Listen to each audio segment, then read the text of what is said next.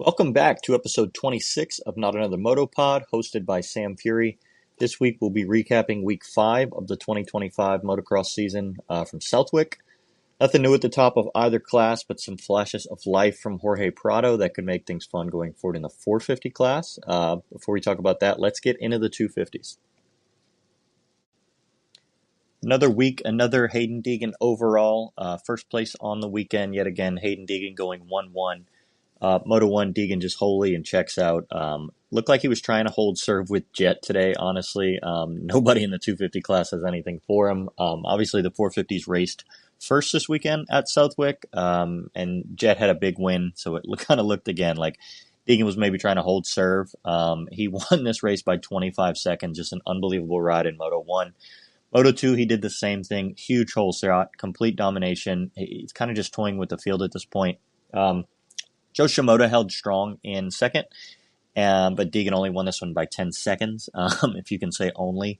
But Deegan just complete domination, just an unbelievable ride from him on the weekend at Southwick. It's unbelievable the change that we've seen in the past 3 seasons from Hayden Deegan at Southwick. Obviously, 2 seasons ago, not great in the sand. Last year came out and kind of made a statement going 1-1, and this year just completely dominated this week, going 1-1 and just winning the way that he did. So good for Hayden Deegan there. Second place on the weekend, Tom Vial going 3-3 on the day. Moto 1, Vial was up front early, but he had to mount a charge after he went down. He went down about 2.5 minutes into the race, went back quite a ways because of how early he did go down. Fell outside the top 10, but he really made a good charge throughout the rest of the moto. He looked really fast. It looked like he might actually have something for Deegan in Moto 2. If he could get up there up front early. Unfortunately, in Moto 2, he was fast again, but as he talked about in the press conference, he exerted a lot of energy and just didn't really have the same intensity as in Moto 1, and just didn't have anything, of course, for Deegan or for Joe Shimoda there in Moto 2. Third place on the afternoon, Levi Kitchen going 2-4 on the day. Moto 1, Kitchen found his way up front early and got by Mosman on the last lap. Mosman had some bike issues. Mosman was holding off Kitchen. Kitchen was probably going to settle for a third and was able to kind of luck into a second there. In Moto 2, he started up front again and he was riding well. He did salvage a third after riding through some cramping that he discussed in the press conference. But he did come back late to hold off Mosman. Mosman had put on another charge and Levi was able to hold him off there, so solid ride for him to go 2-4 in the day for third overall.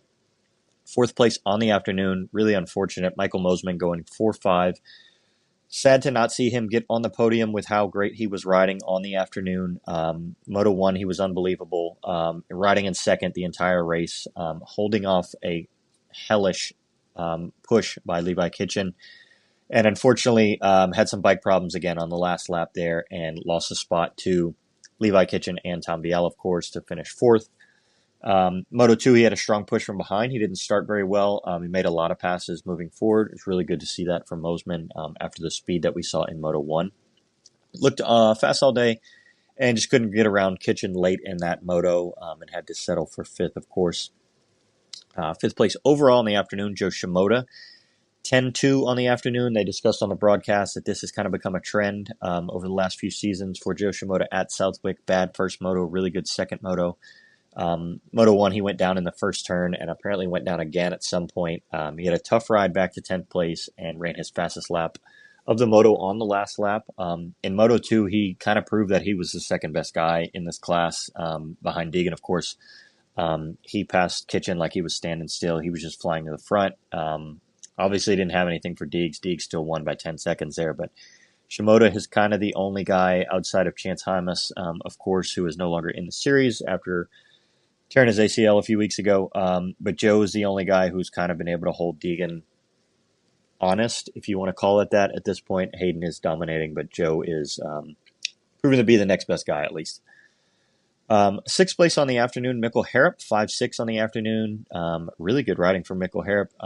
He looked more at home this week. He was riding top 3 early, finished in 5th place. Really solid ride for Mikkel Harrop there. Moto 2, he had a bad start and made his way forward.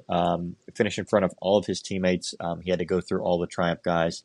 Was able to get up there. Best ride of the year. by him. Best overall finish for the Triumph guys this year, and the best moto finishes as well for the Triumph guys this year. So Mikkel Harrop, really good job on the 5-6.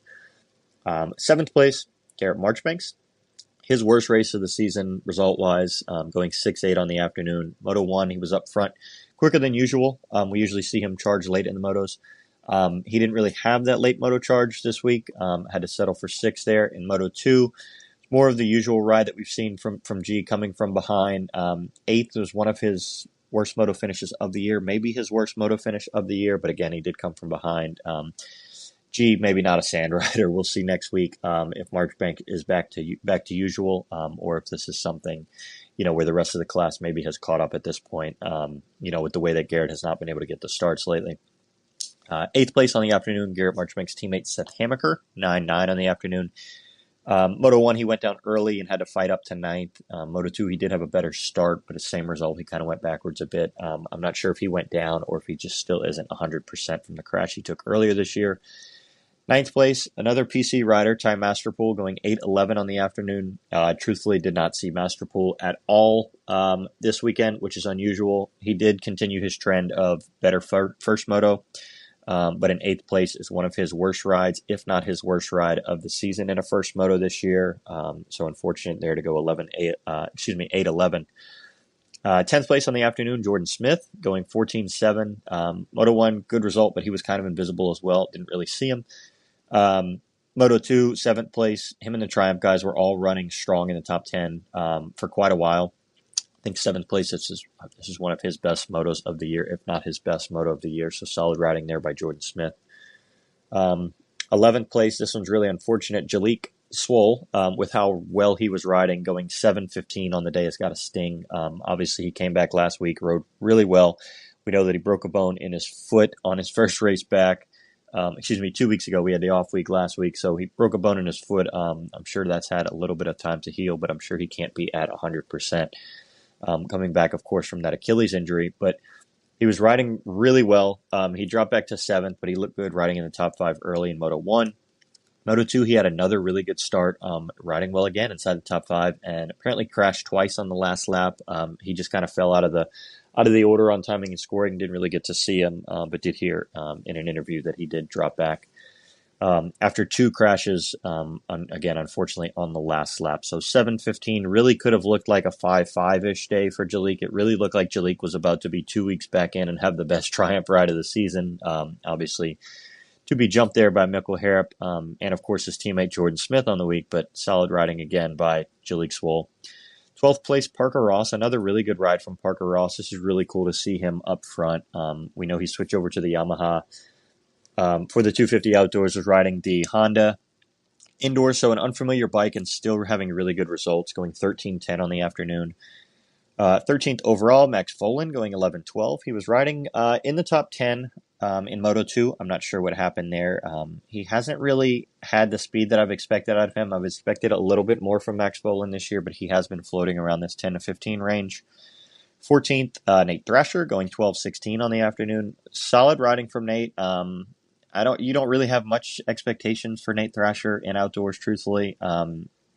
This was his best ride since, of course, a few weeks ago, going 10-10 at High Point. But it looks like he maybe tried to back it up this week. 12-16, solid riding there for him. 15th, rider DiFrancesco, going 20-13 on the day. Obviously looked much better in Moto 2, was riding inside the top 10 for quite a while and did drop back. I'm not sure if he went down or what there. 16th on the afternoon, Austin Faulkner, 19-14 on the day. I don't know what to say about Faulkner. Good for him for finishing in the top 20, both motos, I guess. 17th, Alexander Fedortsov, 15-18 on the day. Solid riding considering that he scored 0 points a few weeks ago at High Point. So 15-18, really good riding there for Fedortsov, who of course is a rookie. Probably his first time riding the Southwick track. Obviously he's not from America originally. I'm not sure how much sand experience he does have, but solid riding there. 18th, Dylan Schwartz, going 16-19 on the afternoon. 19th overall, Lux Turner, 17-20. 20th, Lux Turner's teammate, Avery Long, 23-17 on the afternoon. 21st overall, Juju Bomer, 18-22 on the day. it's not going well for Juju. I don't know what to say about his last few weeks. Just not good. We know he is better on the hard pack stuff. So who knows? But yeah, just not good. What do you do at this point, I guess? 22nd overall, Brock Bennett, his first points of the year, going 27-21. Let's see, 23rd overall, the last guy to score any points this week. Stav Orland from Uganda. We saw him in the Seattle Supercross. I believe we've seen him a few other times since him score points, going 21 DNF or DNS perhaps on the day.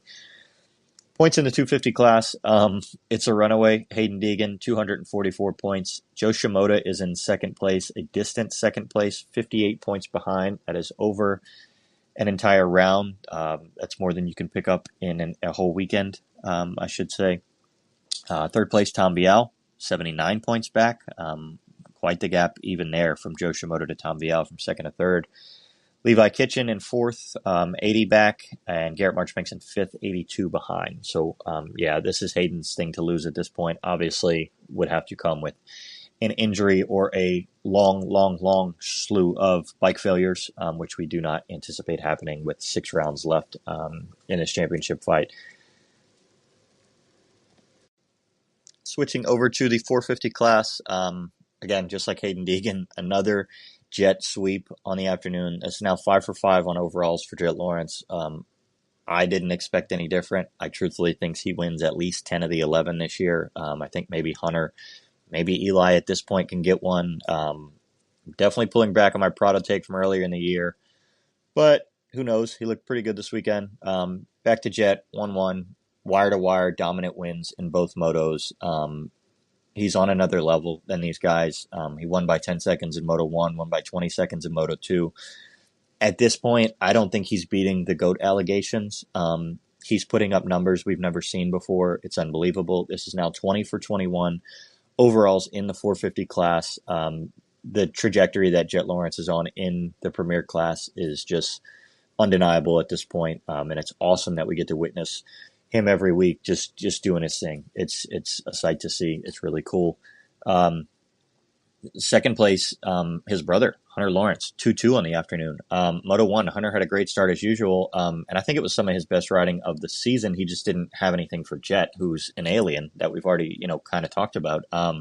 If not for Jet, Hunter's probably got a couple wins in the Premier class at this point. This is still, he's 1.5 seasons in? Yeah, a season and a half in, and he's still never finished outside of the top 5 overall in the 450 class. So obviously not quite the trajectory of Jet, but just still an unbelievable stat. And Hunter's just as good, without alien status, of course.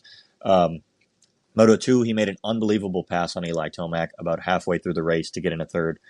It was a sick pass. I watched it on replay probably 20 times. At that point, he pressured Prado. Prado went down, and so he took advantage of his fall to go 2-2 on the afternoon. I think Hunter probably would have got around Prado, though Prado was riding really well. We were only about halfway through the race at that point. Third place on the afternoon, Eli Tomac, 3-3 on the afternoon. So the top 3 guys here went 1-2-3, both motos. Moto 1, he had a bad start, but he got to the front pretty quickly. He had a really good battle going with Prado until Prado went down and was able to get in a third. Moto 2, he had a much better start and got in a third quickly. Another battle with Prado. He actually had gotten by Hunter at some point until Hunter got him back halfway through the moto. So Eli was riding well.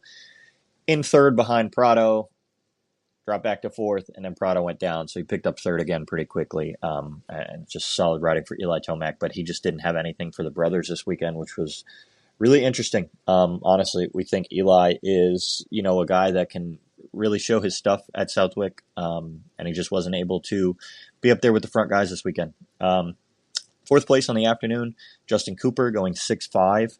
Moto 1, he had a terrible start. He had an unbelievable ride to the front. Not really what we see from Justin Cooper normally. I've been critical of him and his passing skills in the past. He has been much better lately in making passes, but we are more used to seeing him start up front and not have to make those passes. Moto 2, the results really don't tell the story. Going 6-5 on the afternoon, he was riding really fast. That's all I can say. I mean, better start, but he was still around top 10. We usually see him around the top 3. And so just, an unusual weekend for Justin Cooper, but going 6-5 in the afternoon and still finishing 4th overall. He has not finished outside the top 5 this season. So really good season going for Justin Cooper. 5th place, we do have Jorge Prado going 5-6 on the afternoon. His second 5th place moto finish of the year. Kind of like Jay Coop, the results don't tell the story. Prado was on rails in Moto 1. I think that was his best ride of the year. He was straight up holding off Eli Tomac until he went down, which dropped him back to 5th. And then in Moto 2, it looked like his starts were back. He was up there early. Don't think he had anything for Jet, immediately, and definitely fell back pretty quickly. But he was riding well in second. Obviously, I talked about the crash where Hunter and Eli got by him. But solid riding, yeah. And then Justin Cooper as well was able to make the pass, but he looked pretty good. Much better than we have seen in the past few weeks from Jorge Prado. I hope this is something that continues, and he can be one of these top 5, top 6 guys, maybe top 7 if you throw RJ in there, because 6th place overall this week was RJ Hampshire going 8-4. At Moto 1, he had a great ride. He came from last to 8th, solid riding. Moto 2, I think that was his best he's looked on a 450. He looked like he could break into that top 5 on a weekly basis if he continues to ride like this. I look to see him battling with guys like AP, Jay Coop.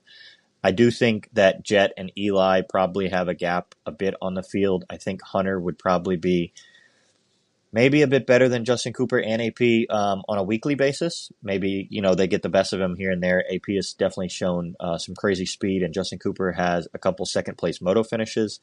But as far as we're looking at this thing, it looks like the top 7 has kind of solidified here. If Prado can hang in there, I do think that RJ is definitely that 6th guy and can hang around. Maybe if Prado can get in there, like I talked about. 8-4 in the afternoon, and then 7th place, Aaron Plessinger going 4-8 on the afternoon.